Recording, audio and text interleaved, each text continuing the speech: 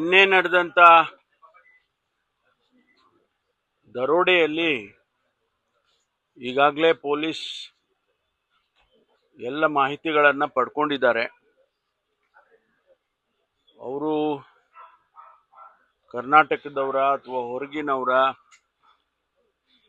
ಆ ವೆಹಿಕಲ್ಗಳೇನು ಯೂಸ್ ಮಾಡಿದ್ದಾರೆ ಅದು ಕೂಡ ಒಂದು ವೆಹಿಕಲ್ದು ಫೋಟೋ ತೆಗೆದು ಅದನ್ನು ಹಾಕಿದ್ದಾರೆ. ಅದನ್ನು ವೆರಿಫೈ ಮಾಡಲಾಗಿ ಅದು ಬೇರೆ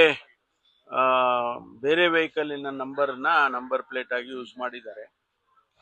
ಆ ನಂಬರ್ನು ಹುಡುಕೊಂಡು ಹೋದಾಗ ಯಾವುದೋ ಒಂದು ಸ್ವಿಫ್ಟ್ ವೆಹಿಕಲ್ಗೆ ಅವ್ರ ಮನೆಯಲ್ಲಿ ಪಾಪ ಅವರು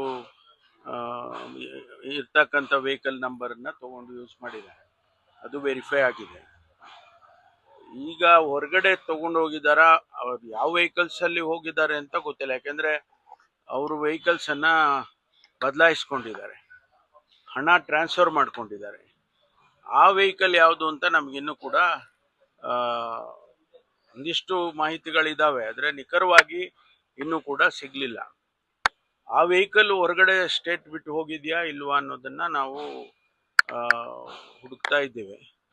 ಎಂಟೈರ್ ಸಿಟಿಯ CCTV ಕ್ಯಾಮ್ರಾಗಳನ್ನೆಲ್ಲವನ್ನು ಕೂಡ ಶೋಧನೆ ಮಾಡ್ತಾ ಇದ್ದಾರೆ.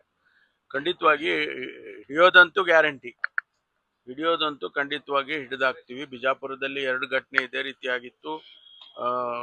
ಸಂಪೂರ್ಣವಾಗಿ ಒಡವೆ ಹಣ 58 ಕೋಟಿ ರೂಪಾಯಿದು ಒಡವೆ ಹಣ ಅದನ್ನೆಲ್ಲ ಹಿಡಿದಿದ್ದಾರೆ. ಇದನ್ನು ಕೂಡ ಅದೇ ರೀತಿ ಹಿಡಿಯೋದಕ್ಕೆ ಎಲ್ಲ ಪ್ರಯತ್ನವನ್ನು ಮಾಡ್ತಾ ಇದ್ವಿ. ಖಂಡಿತವಾಗಿ ಹಿಡಿತೇವೆ.